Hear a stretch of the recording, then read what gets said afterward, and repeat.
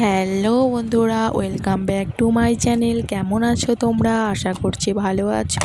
তো আমরাও বেশি একটা ভালো নেই, তো তোমাদের ভালোবাসায় মোটামুটি ভালোই আছি। তো আজকে কোথায় গেলাম, বরকে নিয়ে কোথায় গেলাম আর সবটাই তোমরা দেখতে পাবে।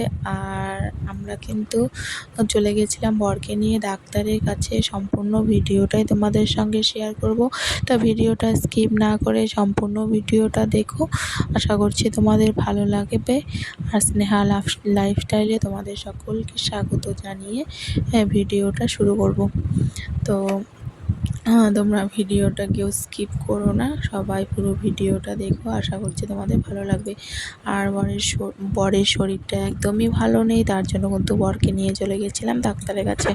তো ডাক্তার কি বললো না বললো সবটাই তোমাদের সঙ্গে শেয়ার করব। ভিডিওটা সম্পূর্ণ দেখতে থাকো। যারা নতুন আছো অবশ্যই চ্যানেলটি সাবস্ক্রাইব করে দিও।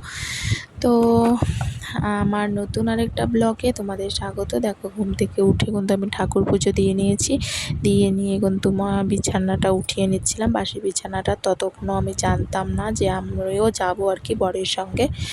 তো বরের শরীরটা কিন্তু কয়েকদিন ধরেই আর কি খারাপ চলছিল, তবু কিন্তু বর ডাক্তার দেখাচ্ছিল না। আসলে একা একা যেতে চায় না, তো বলছিল চলো ডাক্তার দেখিয়ে আসি আর কি। তো আমাদের বাড়ি যেহেতু কোচবিহার ডিস্ট্রিক্টের মধ্যে, তো আমাদের ডাক্তার দেখাতে যাই হচ্ছে জলপাইগুড়িতে। তো দেখো, আমরা কিন্তু জলপাইগুড়িতে ডাক্তার দেখাতে যাচ্ছি বরের সঙ্গে। আর সকাল থেকেই বৃষ্টি হচ্ছিল, তার জন্য দেখো বাস স্ট্যান্ডে দাঁড়িয়েছিলাম, বাসের অপেক্ষা করছিলাম। আর ঝিরিঝিরি বৃষ্টি পড়ছিল। আর মেয়েকে নিয়ে যাব না, ছেলেকে সঙ্গে নিয়ে কিন্তু রওনা দিয়ে দিলাম, বাসে উঠে গেছি। এটা একদম ডাইরেক্ট জলপাইগুড়ির বাস, আর আমরা যাব জলপাইগুড়িতে ডাক্তার দেখাতে। তো জলপাইগুড়ির বাসে উঠে পড়েছি। আর এদিকে দেখো আমাদের এখানে চা পাতা বাগান। এটা হচ্ছে চা পাতা বাগান। এই যে পাশে দেখছো, এটা হচ্ছে বাংলাদেশ বর্ডার। তো এদিকে বাসে দেখো বরের কিন্তু একদমই ভালো লাগছিল না, টেনশন হচ্ছিল কি হবে না হবে এইগুলো আর কি চিন্তা করছিল। আর এদিকে দেখো আমি টুকটাক একটু ভিডিও স্কিপ নিয়ে নিয়েছিলাম। আর এই যে এই নদীটা পার হলেই কিন্তু জলপাইগুড়ি চলে আসবো।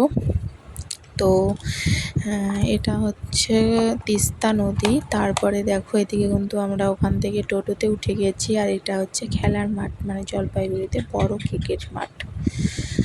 তো সেখান থেকে কিন্তু আমরা টোটোতে করেই যাচ্ছিলাম। যাওয়ার সময় দেখছিলাম কি এই টুকটাক আর কি বৃষ্টি হচ্ছিল।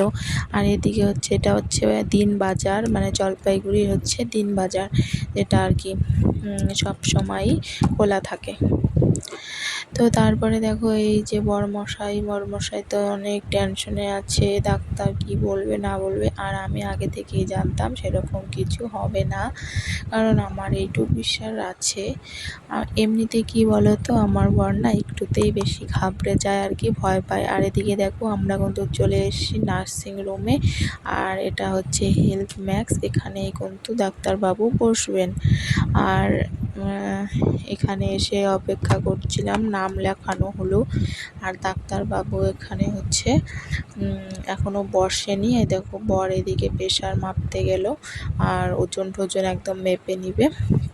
আর এদিকে আমি ছেলেকে নিয়ে বসেছিলাম, আমারও টুকটাক টেনশন হচ্ছিল না কি হবে না হবে। আর এদিকে দেখো ছেলে একদমই দুষ্টুমি করছিল এত পরিমাণে যে থাকছিল না। আর এদিকে বর দেখো সব কিছু টেস্ট, মানে প্রেশার চেক করে এসে এখানে বসে আছে।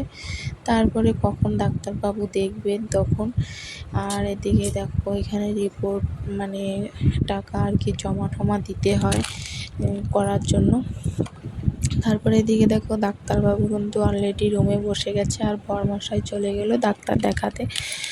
তো ডাক্তার কিন্তু সেরকম কিছু বলেনি। ডাক্তার বলেছে না তুমি হচ্ছে ড্রিঙ্ক করো না বা মাংস টাংস কম খাও, তাহলেই তোমার শরীর সুস্থ হবে। আসলে আমার বরের কিন্তু আলসারের সূচনা হয়েছিল 3 মাস আগে। তো এই ডাক্তারবাবুকে দেখানোর পর ওই কি বলে না, মানে ওই যে মুখ দিয়ে যে নল ঢুকিয়ে যে টেস্টটা করে, ওই টেস্টটা করেছিল, নামটা ঠিক আমার এখন মনে নেই। তো ওটাও করার পরে কিন্তু ধরা পড়েছিল যে হচ্ছে আলসারের আর কি সূচনা। তো তারপর থেকে ওই ডাক্তারবাবুর ওষুধ খেয়েই কিন্তু অনেকটা সেরে গেছে, যেহেতু মাঝে মধ্যে একটু ড্রিঙ্ক করে তার জন্য আর কি বেশি হয়। তো এদিকে বের হয়ে ওই যে হনুমানজির মন্দির দেখলে সেখানে একটু বেরিয়ে ঠেরিয়ে তারপরে চলে যাচ্ছিলাম হেঁটে হেঁটে কিছু মার্কেট করবার। এটা হচ্ছে সিনেমা হল। তো সিনেমা হলের এখানে বর বলছে চলো সিনেমা দেখি, আমি বলছি না সিনেমা দেখবো না। তারপরে দেখো এদিকে মেয়ে ছেলের জন্য কয়েকটা পুতুল টুতুল কেনাকাটা করে নিলাম। সবগুলো কিনে ঠিনে তারপরে দেখো এদিকে আবার হাঁটা ধরছিলাম, হেঁটে হেঁটে যাচ্ছিলাম। আর এদিকে দেখো প্রচণ্ড পরিমাণে কিন্তু মানে বৃষ্টি ঠিক না, আর সেরকম গরমও ছিল না, ঠান্ডাই ছিল। আর এদিকে দেখো কত রকমের পুতুল। তারপরে দেখো এখান থেকে অনেকগুলো দোকান দেখার পরে ছেলে মেয়ের জন্য একটা করে পুতুল নিয়েছিলাম, আর অনেক কিছুই টুকটাক কেনাকাটা করছিলাম। সবগুলোই তোমাদের সঙ্গে শেয়ার করব। তারপরে দেখো এদিকে চলে এসেছিলাম ফাস্টফুডের দোকানে, মানে বার্গার আর পিৎজার দোকানে। সেখান থেকে পিৎজা নিয়ে নিয়েছিলাম প্যাক করে, নিয়ে ঠিয়ে তারপরে কিন্তু আবার রওনা দিয়ে দিয়েছিলাম ওখান থেকে। তো এদিকে দেখো যাচ্ছিলাম হচ্ছে ছেলের জন্য কিছু জামা ঠামা কিনবো জন্য। তারপরে দেখো এদিকে কিন্তু চলে যাচ্ছিলাম ফল হাঁটিতে, কারণ কিছু ফল। তারপর দেখো এদিকে যাচ্ছিলাম ফল নেওয়ার জন্য। আর এটা হচ্ছে যে তোমাদের যখন যাওয়ার সময় আগে বলছিলাম না দিনবাজার, তো আমরা কিন্তু এখন হেঁটে হেঁটে যাচ্ছিলাম দিনবাজারের দিকে, কারণ দিনবাজার থেকেই আমরা ফল নেব। তো এদিকে দেখো যেতে যেতে গালামাল দোকান সব কিছুই ছিল, তো সেখান থেকে কিন্তু আমরা টুকটাক গালামাল খরচও করে নিয়েছিলাম। তারপরে দেখো এদিকে চলে যাচ্ছিলাম ফল বাজারে ফল নিতে। আর সেরকম ফল বলতে নিয়েছিলাম মৌসুমি নিয়েছিলাম, তারপর হচ্ছে আম ঠাম এসবই নিয়েছিলাম আর কি।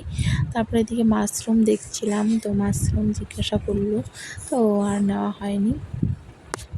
আর এমনিতেই আমাদের বাড়িটা অনেকটাই দূর, জলপাইগুড়ি গেলে কিন্তু অনেক কিছুই আনা যায়, কিন্তু সেরকমভাবে না আনা যায় না, একদম ব্যাগ ট্যাগ ভারী হয়ে যায়।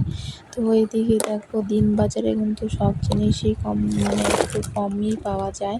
তো তারপর দেখো বর এদিকে মৌসুমি নিয়ে নিচ্ছিলো, মৌসুমি নিয়ে ছেলেকে একটা কলা খাইয়ে দিয়েছিলাম, আর আমরা খেয়েছিলাম পরোটা আর হচ্ছে গিয়ে